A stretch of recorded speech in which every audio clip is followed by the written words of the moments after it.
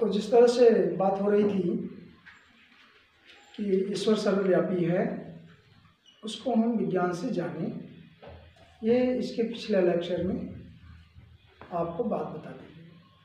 लेकिन विज्ञान से हम थोड़ा सा सिद्ध करें जरूर और मानें।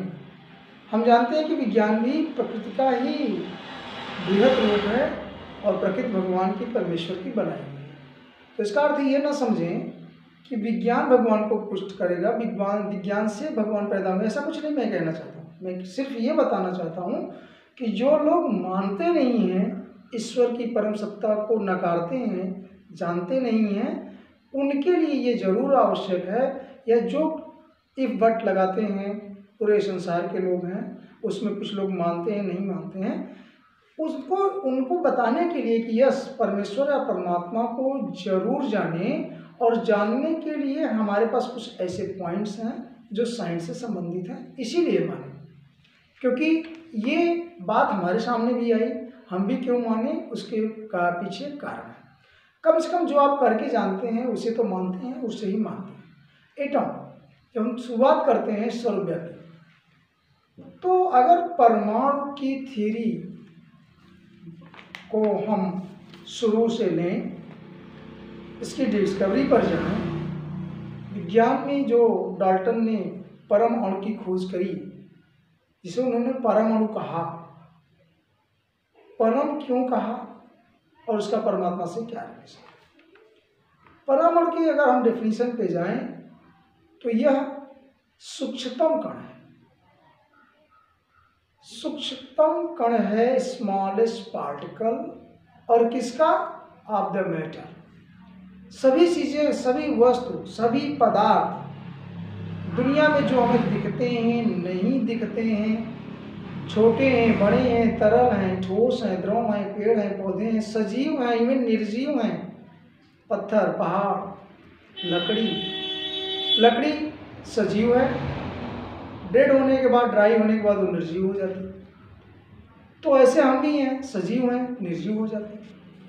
लेकिन जो ये बॉडी या ये फॉर्म है या पदार्थ है, हमारी बॉडी, हमारा शरीर भी पदार्थ है। तो हमारे कहने का सिर्फ एक अर्थ आता है उस विज्ञान से कि यदि पदार्थ, किसी भी पदार्थ का स्मॉलेस्ट पार्टिकल परम अणु है, जैसा कि साइंस कहती है, साइंस की थ्योरी कहती है, तो कहने का मतलब संसार की हर व्यक्ति, हर चीज, हर जीव, निर्जीव, सजीव, सारे संसार की जो बनावट है, जो रचना है, जो प्रकृति ने दिया है, उसके अंततः और सूक्ष्म कण होते हैं परमाणु, और इसी से सब कुछ बना है। तो कहने का मतलब स्मॉलेस्ट पार्टिकल सभी पदार्थ का है। तो क्या ये नहीं कह सकते कि पदार्थ में, अब मेरी बात को ध्यान से सुनिए, सभी पदार्थ में परमात्मा का निवास है, या छोड़िए परमात्मा की नाम, परम अणु का निवास है। स्मॉलेस्ट पार्टिकल परमाणु। परमाणु कहां से आया, दूसरा पॉइंट। परमाणु सभी में है, अर्थात सभी पदार्थ में परमाणु है, परमाणु से मिलकर ही सब पदार्थ बने हैं, सजीव, निर्जीव, पेड़, पौधे, पर्वत, पहाड़, जो भी। तो एक बात तो निश्चित हुई कि परमाणु सभी में है, सभी बिना परमाणु कुछ बना ही नहीं है, क्योंकि परमाणु का संगठन, फैलाव करेंगे, बॉन्डिंग करेंगे, तो एक एक चीजें नई नई बनती हैं अकॉर्डिंग टू देयर संगठन, कॉन्स्टिट्यूशन, जैसा वो बनता है। लेकिन ईश्वर दूसरी बात ये कहते हैं कि परमाणु आया कहां से।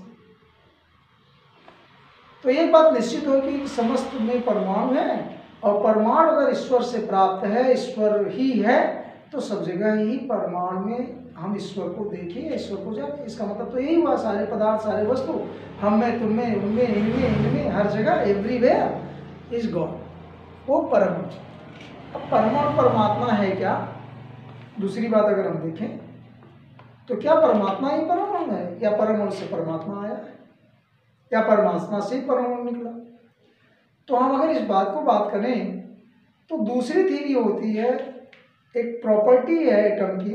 एक तो ये बात हो गई smallest particle of the matter, secondly is that, दूसरी बात ये है कि वह न तो पैदा होता है न तो मरता है, डिस्ट्रॉय होता है, खत्म होता है।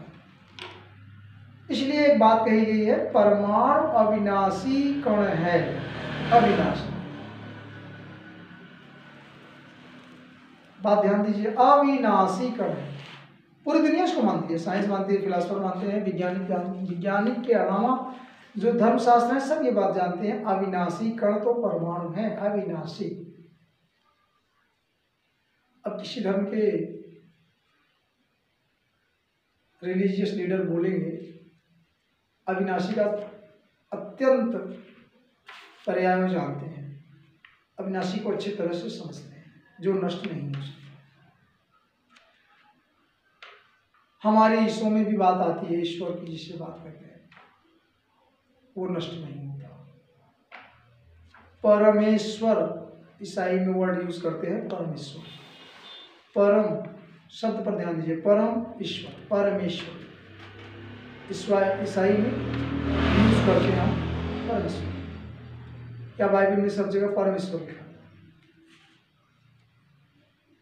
हमारे वेदांत में, भगवद गीता में परम पिता, परमात्मा, परम पिता, द थिंग्स फ्रॉम वेयर, परम पिता, ओरिजिनेटर ऑफ। तो अब यहां बात करते हैं कि परम शब्द हर जगह टाइटल जो लगती है, और परमाणु के सामने भी परम ही लगा है।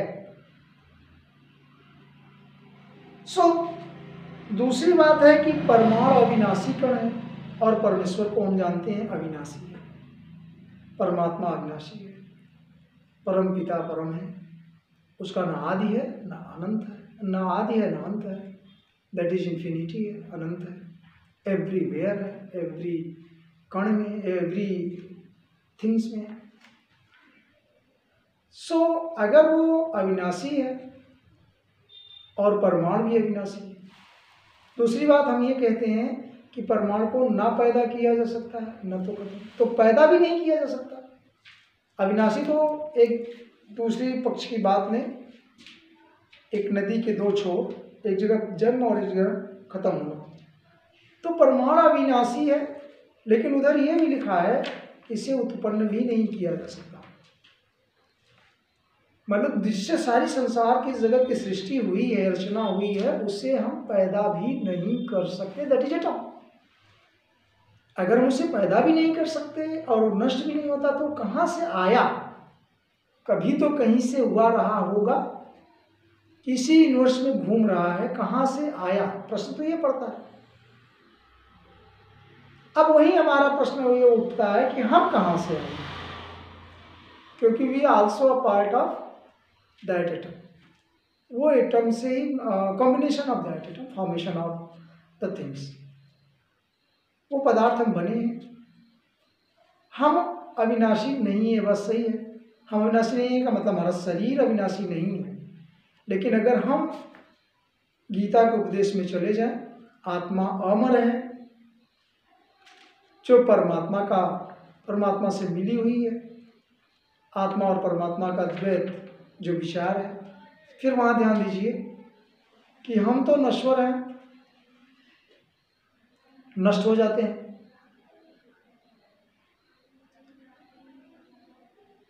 शरीर नष्ट हो जाता है, आत्मा नष्ट नहीं होती। तो परम और कैसे हमारे शरीर के अंदर जिससे संगठन बना है, क्या वो नष्ट होता है? नहीं। इसीलिए कहा गया कि आत्मा न तो मरती है, दैट इज परमाणु एटम, और न तो पैदा होती है। तो इसका मतलब हम पैदा नहीं हुए हैं, हमारा शरीर पैदा हुआ है, संगठन और कंपोजिशन पैदा हुआ, हमारे शरीर का फॉर्म पैदा हुआ है, उसके अंदर के एटम नहीं पैदा हुए। हमारा शरीर जब बना, स्पर्म से और अंडाणु से फॉर्मेशन हुआ, उसमें भी एटम्स हैं, तो वो बना, हम पैदा हुए। तो जितनी चीजें पैदा होती हैं, जितना संगठन बनता है, संगठन बिगड़ता है। गैस को आप कंपोजिट करके रख देते हैं तो लिपिड बन जाती है, और उसको छोड़ देते हैं तो गैस बन जाता है। बर्फ को गर्म कर देते हैं तो पानी बन जाता है, पानी को गर्म करते हैं तो भाप बन जाता है। तो यह संगठन बिगड़ता है। सिमिलरली और बॉडी या कोई भी संसार की चीजें जो संगठन से बनी हैं, उनका नाश होना, उनका बॉन्ड जुड़ा है तो उनका बॉन्ड टूटना भी आवश्यक है और टूटेगा। वो कभी स्थिर नहीं है, चलायमान है, परिवर्तनशील है। अर्थात नष्ट होना और नवीनीकरण होना ये प्रकृति का लक्षण है, कंपोजिशन है। कंपोजिशन है, बना है तो बिगड़ेगा, और जो बना ही नहीं है वो बिगड़ेगा कहाँ से? अर्थात एटम जो परमाणु बना ही नहीं है तो बिगड़ेगा कहाँ से? आत्मा बनी नहीं तो बिगड़ेगी कहाँ से? तो मोनोथिज्म की जो थ्योरी है, एक ईश्वरवाद, एक ही ईश्वर है, हम उसके फॉर्म हैं और ईश्वर हमारे अंदर है, तो हमारे अंदर वो परमाणु है जिससे हम बने, जिसके संगठन से हमारे बॉडी बना है। हमारी बॉडी तो बनी है इसीलिए बिगड़ेगी, कंपोजिशन, फॉर्मेशन, बॉन्डिंग हुई है तो बॉन्ड टूटेंगे, लेकिन हम नहीं मरेंगे, हम नहीं नष्ट होंगे। क्यों? क्योंकि हम परमाणु जो सत्ता है वो नहीं जाएगी। अर्थात परमाणु को हम ईश्वर मानते हैं तो ईश्वर हमारे अंदर है और वो नष्ट नहीं होता। भगवत गीता में इसका प्रश्न जो लोग स्टडी किए हैं जानते हैं, और ऋषि मुनियों ने कहा है, वेद में लिखा गया है कि ईश्वर का अंश ये जीव है, और ईश्वर अंश वो स्वामी तुलसीदास ने भी लिखा, जीव अविनाशी, अविनाशी है। तो जो जीव है अविनाशी है, जीव का फॉर्म बदलता है, बिगड़ता है, और जीव ही ईश्वर है ये बताने के लिए एटम ही सफिशिएंट है। एटम से ही, जो अविनाशी है, जो पैदा ही नहीं हुआ, हमारे अनादि अनंत जो बात आती है भगवान के बारे में, यही आता है कि उदाहरण है, अनंत है, श्री कृष्ण, योगेश्वर, परमात्मा, प्रभु, यहोवा, यीशु, या फिर शिव जी, जिन्हें शंकर शैव मत वाले मानते हैं, हम भी मानते हैं, लेकिन हम आपको सिर्फ बता रहे हैं, आप मानते हैं कि जानते हैं, आप नहीं जानते हैं तो जानें कि परमात्मा है, परमात्मा का अस्तित्व है, परम सत्ता है। विज्ञान इस बात को मानता है कि सारी चीज़ें जब सफल असफल डिस्कवरी होती है तो कहते हैं वो परम प्रकृति, प्रभु को नहीं मानते, भगवान को नहीं मानते, अगर तो प्रकृति को तो मानते हैं। प्रकृति से, this is a nature of atom and molecules, उन्होंने अपने टाइटल में लिखा विज्ञानों को, तो प्रकृति तो मानते हैं। और प्रकृति में वो अणु जो परम है वो कहाँ से आता है? अविनाशी है, वो जानते हैं, हम मानते हैं, प्रैक्टिस किए हैं, टेस्ट किए हैं, सब देखे। लेकिन परमाणु आया कहाँ से? तो वेद वेदांत में और भगवद गीता में इसका प्रसंग आया कि we are the part of the holy, we are the part. एक परमात्मा की आत्मा हमारे में है, एक उसका अणु हमारे अंदर है। ऐसे तो हमारे शरीर के संगठन में असंख्य अणु हैं,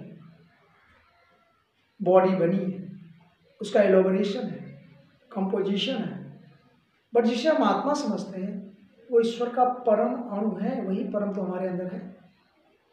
और अगर वो परम हमारे अंदर है तो ईश्वर की उपस्थिति हमारे अंदर है। वो किस फॉर्म में है ये और भी डिस्कशन का मैटर है, लेकिन परम अणु हमारे अंदर है जो नहीं नष्ट होगा, वो आत्मा है, नहीं नष्ट होगी, और परमात्मा से जुड़ी वो परम अणु है, इसलिए हम ईश्वर के प्रेजेंस को महसूस करना चाहिए। It must be, nobody can cut it, इसको कोई काट नहीं सकता, अकाट्य है। और आप जानते हैं, आप मानते हैं, ग्रंथों से सुनते हैं, दादाजी ने कह दिया इसलिए मानेंगे, कुरान ने कह दिया इसलिए मानेंगे, बाइबल ने कह दिया इसलिए मानेंगे, वेदांत ने कह दिया इसलिए मानेंगे, तो वो तो निश्चित ही सही कहेंगे, वो कहेंगे, मानना पड़ेगा। लेकिन हम नहीं मानते हैं, इसीलिए आप करके देख सकते हैं कि smallest particle of the matter अगर कोई है आत्मा एटम कहते हैं और वो कभी ख़त्म नहीं होता, कभी उसका रूप पैदा नहीं होता। और same about the God, same बातें परमात्मा के ऊपर है, वो भी अविनाशी है, नहीं नष्ट होता है, परम है, परम शक्ति है, परम सत्ता है, प्रकृति को पैदा करने वाला है। तो that is what the same theory is going on. अगला एक पॉइंट और सत्य करने के लिए आपसे बात हो सकती है कि परमात्मा, हम बात करते हैं कि हम सभी एक जैसे, तो हम सभी का मतलब जो फॉर्म आपका है शरीर के रूप में अगर हम हैं तो सबका शरीर एक जैसे, सभी की कोशिकाएं एक जैसी, कोशिकाओं में उपस्थित सारे ऑर्गेनेल्स, कोशिकांग, mitochondria, nucleus, DNA, RNA, whatever is there is needed, वो सभी शरीर के अंदर सेम टाइप के, और सबका फंक्शन भी एक जैसे, सबका फंक्शन एक है। किसी धर्म के लोग टोपी पहनते हो, दाढ़ी रखते हो, मुकुट लगाते हो, नंगे रहते हो, कुछ भी है, लेकिन सभी शरीर का संगठन तो एक ही है और सबका संगठन एक है। तो माइटोकॉन्ड्रिया का अंदर जो रिस्पिरेशन या एनर्जी का मेटाबॉलिज्म, अनाबॉलिज्म होता है, एनर्जी बनती है, साइंस के व्यक्ति और लड़के जानते होंगे कि उसमें एनर्जी का बॉन्ड टूट करके एनर्जी का फॉर्मेशन होता है, क्रिएट नहीं होती। जैसे उसकी भी थ्योरी है, energy neither can be created not destroy, Einstein ने कहा ऊर्जा को न उत्पन्न किया जा सकता है न तो नष्ट। तो माइटोकॉन्ड्रिया क्या करता है हमारे आपके अंदर, वो एनर्जी को फॉर्म करता है, बॉन्ड को तोड़ करके इकट्ठा करता है, जो खाते पीते हैं उसके पानी। अब ये किसी भी धर्म में होता है ना, शरीर में होता है, वो हमारे शरीर की है, आपकी शरीर है, शरीर की जो बनावट है वो माइटोकॉन्ड्रिया उस पशु-पक्षी पौधे में भी है, और वही माइटोकॉन्ड्रिया गाय बैल भैंस में भी है, ईसाई में भी है, हिंदू में भी है, सब लिविंग ऑर्गेनिज्म है। तो अगर लिविंग ऑर्गेनिज्म सेम वो माइटोकॉन्ड्रिया काम करता है तो क्या हम सब एक फॉर्म, एक रूप में नहीं होते? तो जो गीता में उपदेश कहा गया कि सबको एक जैसे समरूप, सबको एक जैसे देखो, एक जैसे मानो, समभाव देखो, समभाव करो, जो तुम्हारे अंदर है उनके अंदर। लेकिन इतनी छोटी सी बात हम मानते ही नहीं, इतनी छोटी सी बात हम जानते भी नहीं शायद, और जो जानते हैं वो इसलिए नहीं मानते कि शायद इससे भी बड़ा हम नहीं जानते, या उसके बारे में जानते हैं तो थोड़ा जानते हैं, कम ज्ञान। तो कहने का मतलब हमारा ये है कि परमात्मा सब में है और हम परमात्मा से ही आए हुए हैं, क्योंकि हम स्वयं से पैदा हो नहीं सकते।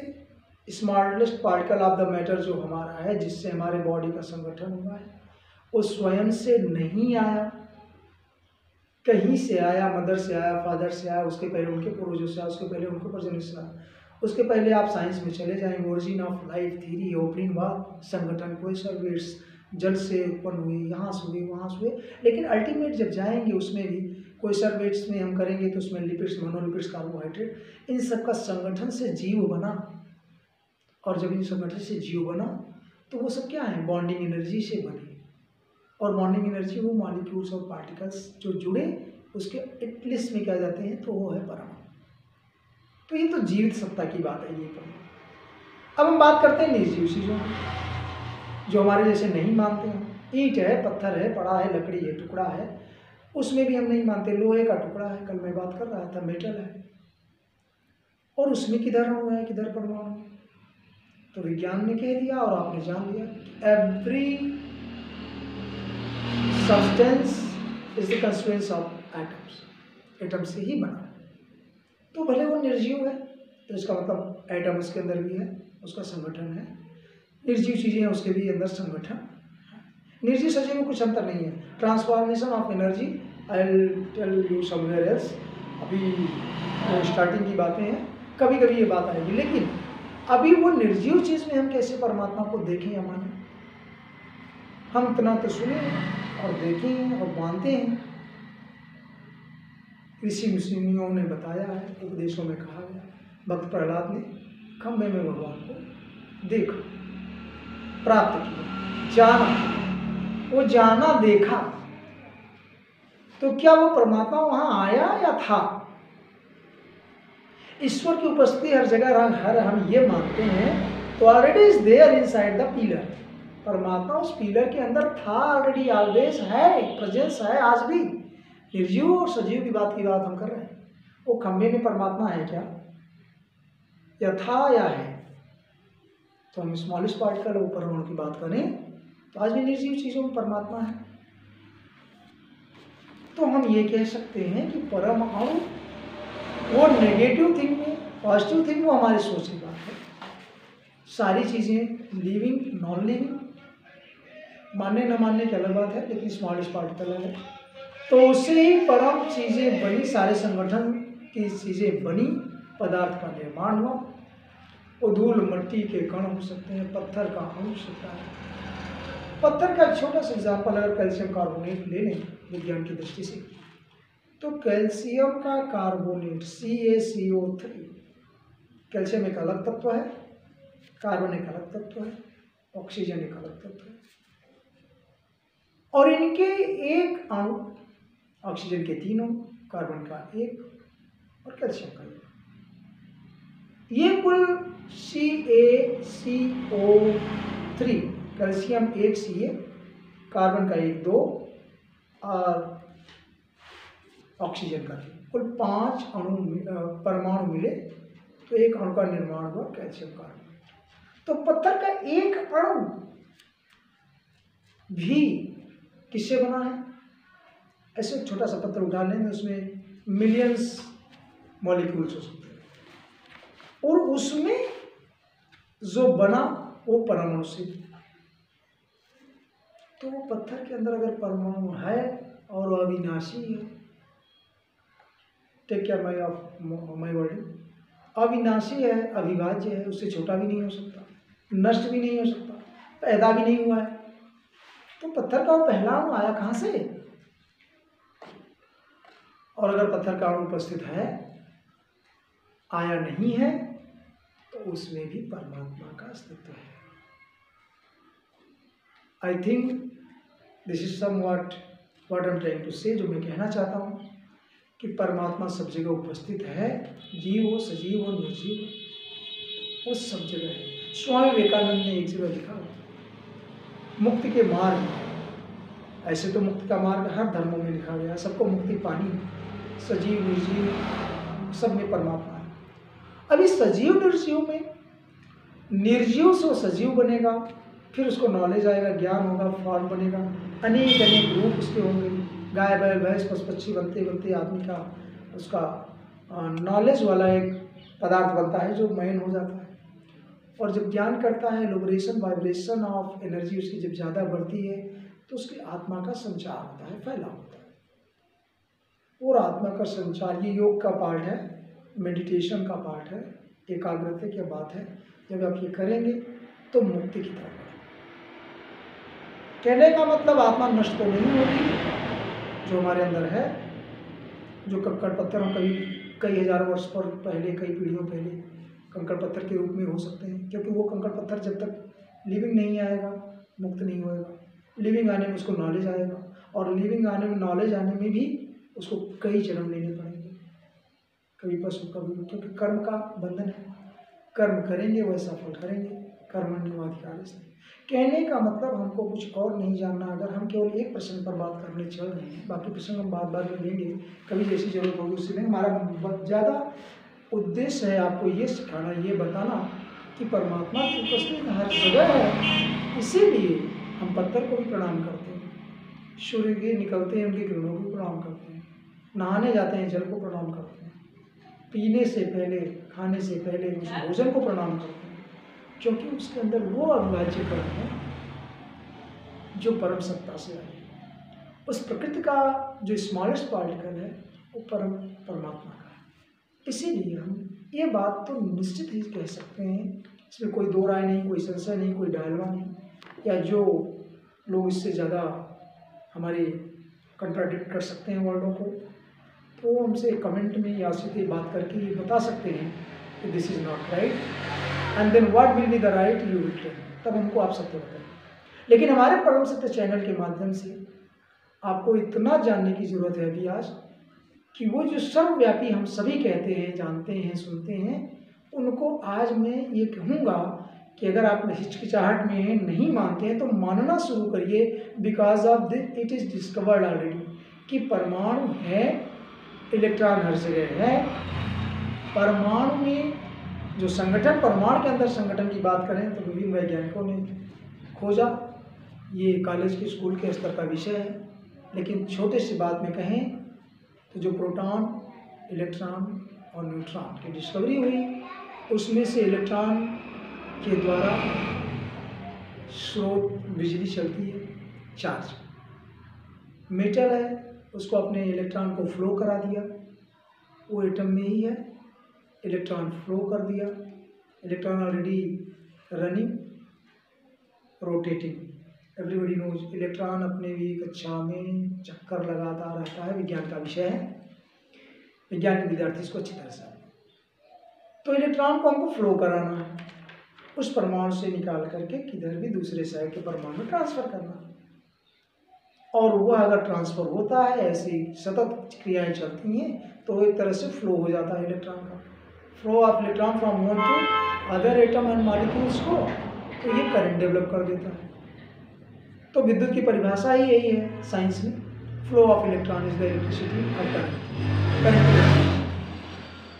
तो कह सकते हैं कि परमाणु से वो जोड़ पैदा हुआ, जो कहते हैं परमात्मा में, राम में, शिव में, कृष्ण में एनर्जी की जो प्रवाहित, जो सूर्य की किरणें आती हैं, इनकी एनर्जी कहाँ से उत्पन्न हुई? हाइड्रियम सूर्य देवता, उनकी हीलियम, विज्ञान का विषय अगेन कि हीलियम और हाइड्रोजन के कंपोजिशन बॉन्ड टूटते हैं, जुड़ते हैं और हमको एनर्जी प्राप्त होती है, फिर ये अलग विषय है। लेकिन मैं ये कहना चाहता हूँ कि उस सूर्य में भी परमात्मा का निवास, इस किरणों में भी, और इन किरणों से फूल बनेगा, फल बनेगा, उनमें भी, क्योंकि same energy required for photosynthesis, प्रकाश संश्लेषण के लिए भी ऊर्जा की आवश्यकता है। और आपने सुना है, साइंस ने सिद्ध किया है कि धरती पर अगर मान लें, कुछ बहुत दूर की बात न करें, धरती पर समस्त स्रोत, ऊर्जा का स्रोत, मूल ऊर्जा का स्रोत क्या है? सूर्य की किरण है, जो कि हाइड्रोजन गैस के संलयन से हीलियम का परमाणु न्यूक्लियस बनता है, जो उसका नाभिक है। तो उसमें भी वही इलेक्ट्रॉन, प्रोटॉन जो हमको ऊर्जा देता है। तो उससे प्रकाश संश्लेषण होता है, फ्रूट्स बनते हैं, उसको हम खाते हैं, मतलब उस एनर्जी का हम ट्रांसफर लेते हैं एनर्जी। तो एनर्जी न नष्ट होती है, न पैदा होती है। तो इस तरह से परमात्मा सोल। अब एक थ्योरी और चल रही है, जो कि रिसर्च का विषय है, वैज्ञानिक इस पर काम कर रहे हैं। प्रोटॉन, आगे चल करके उस पर नाम आया, उसके अंदर गॉड फादर पार्टिकल, मन में ईश्वर का एक कण, वैज्ञानिक वहां तक पहुंचे। अब वैज्ञान भी हमारे परम का ही स्रोत है, वो हमको जनाने, बताने के लिए, सेटिस्फाइड करने के लिए है, नथिंग एल्स। उसका अस्तित्व बस इतना है, उसमें से हम ढूंढ रहे हैं, परम सत्ता को ढूंढ रहे हैं, परम सत्ता है। तो यहाँ तक ये कहना कि सर्वव्यापी है, ओमनी प्रेजेंस, और सर्वज्ञ है, इस पर हम कभी और बात कर लेंगे। लेकिन वो ओमनी प्रेजेंस है, इस बात को आपको मानना ही होगा। जय श्री कृष्ण।